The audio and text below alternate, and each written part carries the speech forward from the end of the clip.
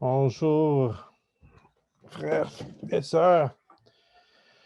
Je me présente dans un premier temps. Mon nom est David. Je suis marié avec Graciela. Nous avons 5 enfants et depuis 9 ans, nous sommes missionnaires dans l'Église catholique à faire des petites communautés dans différents diocèses. On travaille dans le diocèse d'Ottawa, de Saint-Boniface, Winnipeg et Saint-Paul en Alberta. Maintenant, le Seigneur aujourd'hui veut nous rencontrer. Les thèmes ou le personnage qui a été choisi est Marie-Madeleine.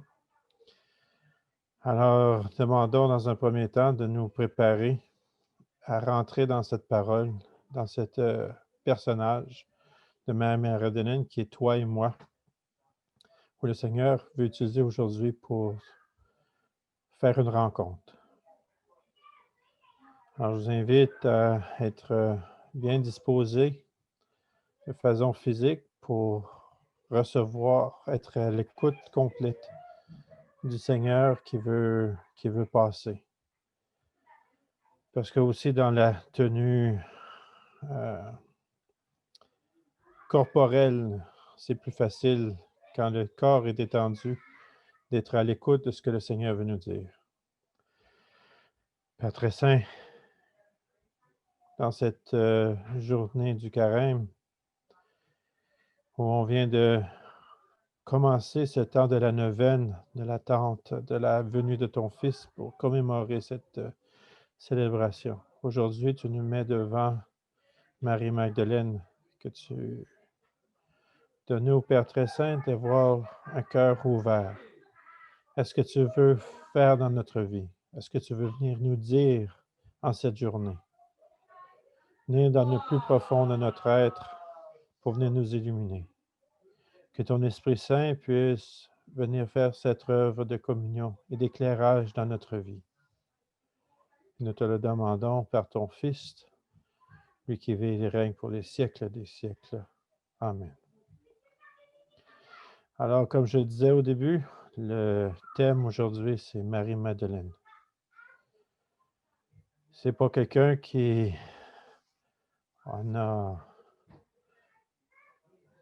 c'est un personnage qui revient souvent, malgré que on n'a pas dans les Écritures le miracle qui est arrivé à sa vie. On sait que Saint Luc parle d'elle à chaque fois en disant celle que Jésus-Christ a supprimé les 7 démons. Alors, dans cette optique, je vous invite présentement à faire cette écoute de la parole que le Seigneur veut nous donner. En ayant l'arrière-plan de cette optique, quelles sont les choses que le Seigneur a fait dans ma vie? Quels sont les miracles que Dieu est venu faire, que Jésus-Christ est venu faire dans notre vie? Pour avoir un peu cette attitude un peu comme Marie-Magdeleine, qui a eu cette expérience de voir que Jésus-Christ a fait quelque chose de très puissant dans sa vie. Maintenant, on va écouter la parole. Évangile de Jésus-Christ selon saint Jean. Le premier jour de la semaine, Marie de Magdala vient de bonne heure au tombeau, comme il faisait encore sombre, et elle aperçoit la pierre enlevée du tombeau. Elle court et vient trouver Simon-Pierre, ainsi que l'autre disciple, celui que Jésus aimait, et elle leur dit : « On a enlevé le Seigneur du tombeau, et nous ne savons pas où on l'a mis. » Pierre sortit donc, ainsi que l'autre disciple, et ils se rendirent au tombeau. Ils couraient tous les deux ensemble. L'autre disciple, plus rapide que Pierre, le devança à la course et arriva le premier au tombeau. Se penchant, il aperçoit les linges gisant à terre.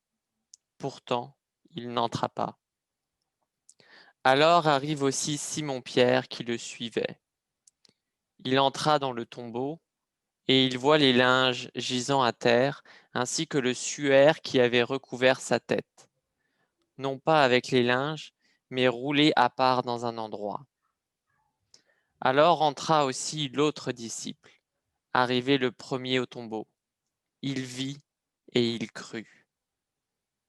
En effet, il ne savait pas encore que, d'après l'Écriture, il devait ressusciter d'entre les morts. Les disciples s'en retournèrent alors chez eux. Marie se tenait près du tombeau, au dehors, tout en pleurs. Or, tout en pleurant, elle se pencha vers l'intérieur du tombeau, et elle voit deux anges, en vêtements blancs, assis là où avait reposé le corps de Jésus, l'un à la tête et l'autre aux pieds. Femme, pourquoi pleures-tu? Elle leur dit, parce qu'on a enlevé mon Seigneur, et je ne sais pas où on l'a mis. Ayant dit cela, elle se retourna, et elle voit Jésus qui se tenait là, mais elle ne savait pas que c'était Jésus. Jésus lui dit, Femme, pourquoi pleures-tu? Qui cherches-tu? Le prenant pour le jardinier, elle lui dit, Seigneur, si c'est toi qui l'as emporté, dis-moi où tu l'as mis, et je l'enlèverai. Jésus lui dit, Marie. Se retournant, elle lui dit en hébreu, Rabouni, ce qui veut dire maître. Jésus lui dit, Ne me touche pas, car je ne suis pas encore monté vers le Père. Mais va trouver mes frères et dis-leur, Je monte vers mon Père et votre Père, vers mon Dieu et votre Dieu. Marie de Magdala vient annoncer aux disciples qu'elle a vu le Seigneur et qu'il lui a dit cela. Ici, il y a beaucoup de choses par rapport à Marie-Magdalene. Pour nous aider à rentrer dans ce temps de méditation, ce que le Seigneur veut venir nous dire. Parce que cette parole veut se faire chair dans chacune de notre vie. Cette parole veut rentrer au plus profond de notre cœur. Ici, il ne s'agit pas de vouloir comprendre la parole, mais voir qu'est-ce que cette parole veut venir me dire aujourd'hui dans ma vie. Comme je disais avant, Marie de Magdalene, c'est une femme qui a fait une rencontre incroyable.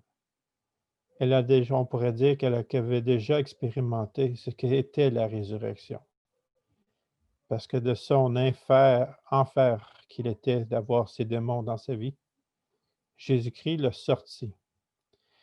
Et ce que ça l'a fait en elle, c'est tellement de euh, reconnaissance au Seigneur qu'elle a tout laissé pour le suivre. Nous aussi, je suis certain, on a quelque chose dans nos vies où on a expérimenté des passages de Dieu qui ont venu changer des perspectives dans notre vie, qui ont peut-être permis des réconciliations dans nos mariages, dans nos familles, qui ont permis de grandir, de s'approcher du Seigneur. Alors cette femme, c'est une femme qui a énormément de reconnaissance. C'est une femme qui, à ce moment-ci, qui a tellement de reconnaissance au Seigneur qu'elle va faire ce service que les femmes sont appelées à faire, aller au sépulcre pour faire embaumer. Mais ce qu'elle retrouve, cette femme, c'est une chose, c'est que le tombeau est vide. Qui a pris le Seigneur? Alors, sa première réaction est de courir, annoncer aux disciples, annoncer à Pierre cette nouvelle, mais cette préoccupation, parce que dans le plus profond, ce qu'elle vit, c'est un peu comme le Cantique des Cantiques, hein, elle avait un grand amour pour Jésus-Christ, que pour lui, où est celui que mon cœur aime? Où est celui que mon cœur aime? Je le cherche. Où se trouve-t-il? Qui l'a pris? Qui a bougé? Cette réaction aussi pour notre vie. Peut-être même encore aujourd'hui, on a des situations qui nous est difficiles. Aujourd'hui, dans la société, présentement avec le temps de COVID, c'est certain, tout est centré sur cette situation. Il y a des souffrances qui viennent avec. Quelle est ma première réaction? Je cherche le Seigneur, je ne le trouve pas. Où est-il? Où est-il cet homme? J'ai vraiment le désir qu'il vienne. Où on l'a mis? Ainsi, Marie cherche. Et quand elle revient, elle se retrouve seule dans le tombeau et les anges lui font cette apparition. Encore une fois, où est-il? Où est cet homme que mon cœur aime? Est-ce que quel est cet amour que j'ai pour le Christ? Qu'est-ce qui l'a nourri? Cherchez le Christ. Où est-il? Où se trouve-t-il dans cette situation que je vis aujourd'hui? Où es-tu, Seigneur? Et ce qui est intéressant, c'est que le Seigneur, même quand elle rencontre Jésus-Christ, le Seigneur permet qu'elle soit aveugle, qu'elle ne puisse pas reconnaître Jésus-Christ. Et des fois, dans les événements de notre vie aussi, il y a des choses qu'on ne peut pas comprendre. On ne peut pas reconnaître que Dieu est en train de passer. On les voit comme quelque chose de difficile, mais c'est Jésus-Christ qui est en train de nous rencontrer, qui est en train de nous parler, qui est en train de vouloir faire une œuvre dans notre vie. Et le Seigneur permet qu'on reste aveuglé. Mais, alors, encore une fois, Marie, mais où l'as-tu mis, jardinier? Jardinier, où as-tu mis celui que mon cœur aime? Et Jésus-Christ, à ce moment-là, se fait découvrir. Et elle dit, Marie, parce que comme toi et pour moi, le Seigneur nous appelle par notre nom. Par notre nom. Et aujourd'hui, c'est dans cette Lectio Divina, le Seigneur vient nous parler à chacun d'entre nous, de façon personnelle, par nos propres noms, qui vient nous parler. Et en se retournant, elle a la même expérience que l'aveugle de Jéricho. Ses yeux sont ouverts. Elle reconnaît le Christ. Sa cécité disparaît. Et elle utilise le même langage que l'aveugle de Jéricho. Quand l'aveugle lui dit Rabouni, qu'est-ce que je veux? C'est que je voie, que je puisse voir. Et Marie voit cet aspect. Et dans son cœur le plus profond, c'est comme le cantique dit, celui que j'ai trouvé, quand je l'ai trouvé, je l'ai je, je l'ai saisi et je ne le laisserai pas s'en aller. Et là, à l'intérieur d'elle, cette même expérience. Elle a cette expérience. Maintenant qu'elle a vu Jésus-Christ, qu'elle reconnaît Jésus-Christ, elle veut le toucher. Les Écritures disent que les exégètes disent qu'elle s'est mise au pied de Jésus elle voulait le prendre par le pied, pour s'attacher à lui, parce qu'elle l'avait trouvé. Alors aujourd'hui, dans ce temps de méditation, prenons le temps, un temps de silence, à l'écoute de ce qui est de cette parole. Où suis-je? Quel est cet amour que le Seigneur a pour moi? Hein? Quel est cet amour que j'ai pour lui? Quelle est la reconnaissance que j'ai pour lui? Quelles sont les difficultés aujourd'hui que pour moi sont difficiles, que je reste encore peut-être un peu aveugle, dans lesquelles le Seigneur veut se manifester? Prenons ce temps pour vraiment écouter ce que le Seigneur veut nous dire. Parce que chacun d'entre nous, il y a peut-être un verset, une parole, un mot qui vient le plus profond nous chercher. Et souvent, c'est suffisant pour que le Seigneur commence à nous parler avec cette parole pour aller plus en profondeur. Alors, prenons un temps de silence pour méditer sur cette parole. Et la parole sera remise pour tout le monde.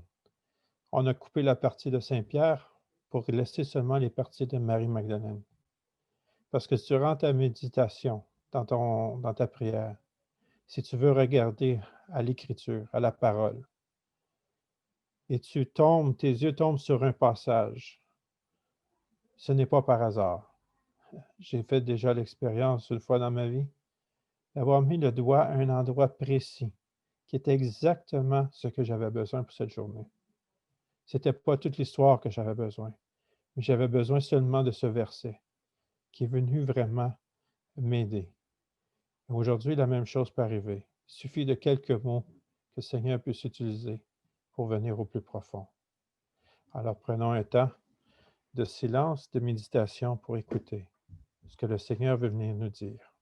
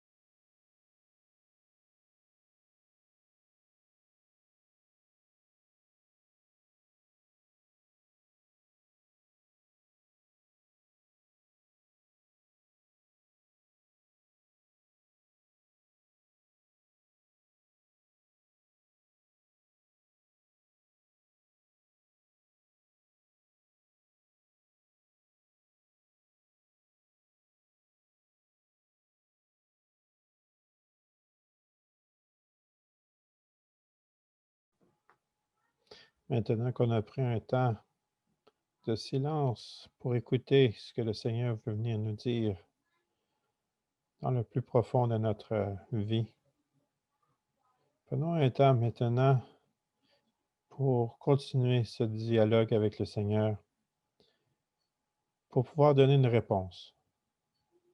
Si quelqu'un se sent plus à l'aise, peut prendre un papier, l'écrire.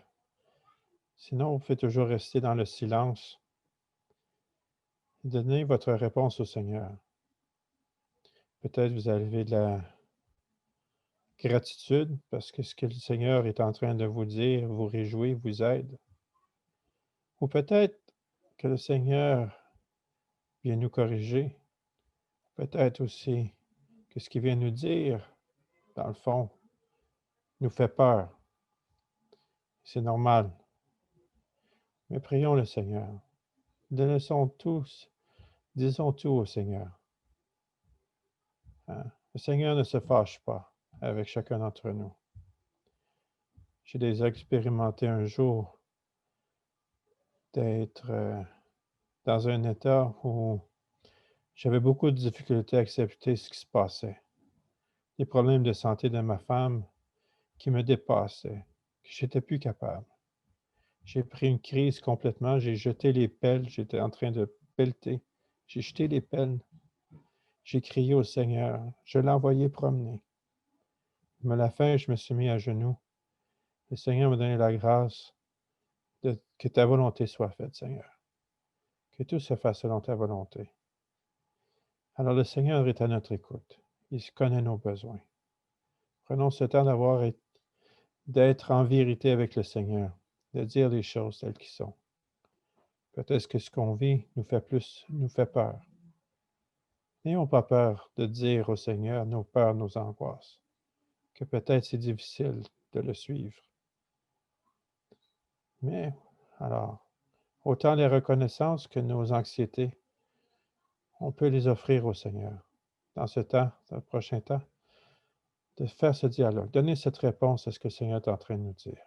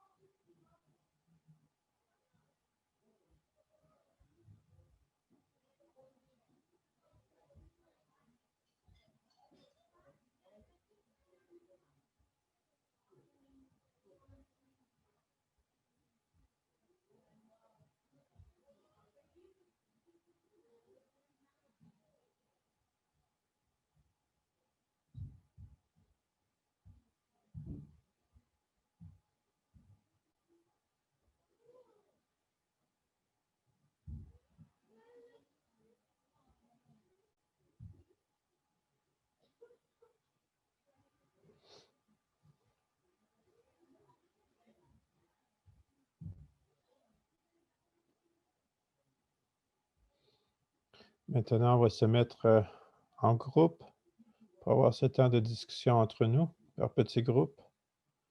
Je vous invite à prendre un temps pour penser ce que vous allez pouvoir partager.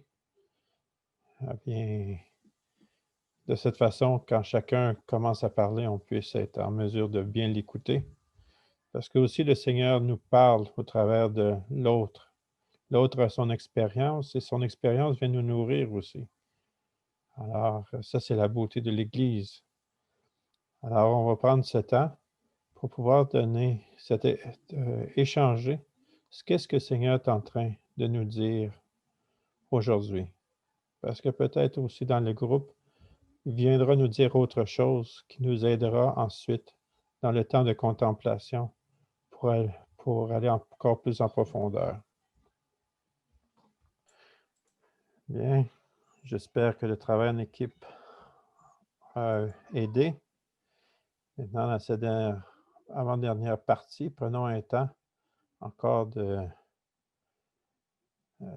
pour un temps de contempler. Prendre une minute ou deux afin de voir, contempler les paroles que le Seigneur est venu nous dire aujourd'hui, pour qu'il nous donne ensuite la communion avec lui, pour être capable de rentrer dans le jour des événements qu'il nous donne de vivre.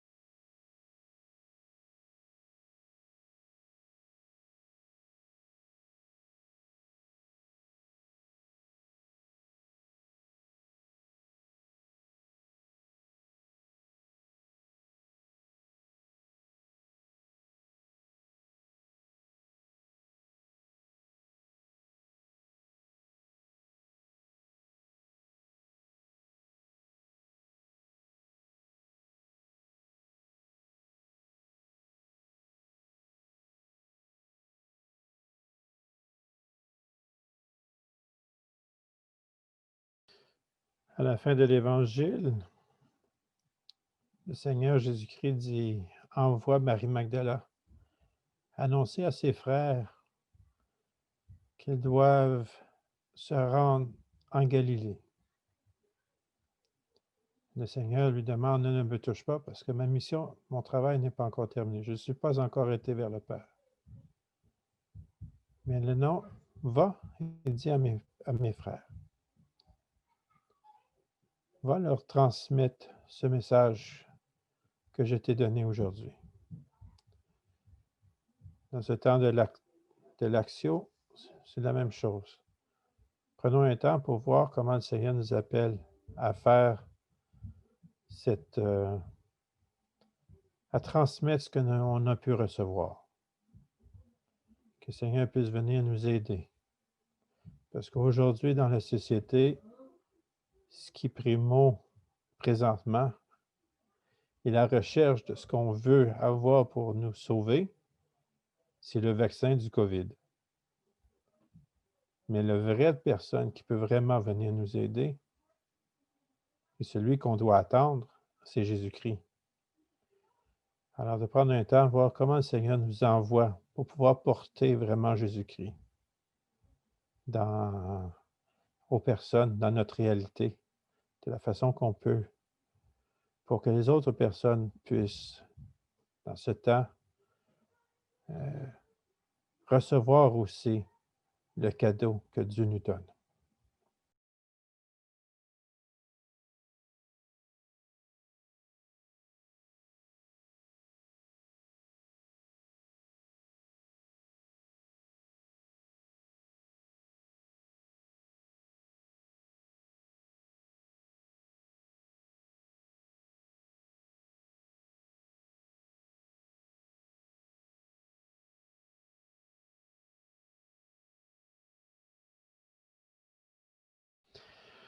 Père très saint, dans ta grande sagesse d'amour que tu as pour nous, Seigneur, tu as envoyé ton Fils Jésus-Christ, qui est passé de la mort à la vie, que nous sommes présentement dans l'attente de sa venue.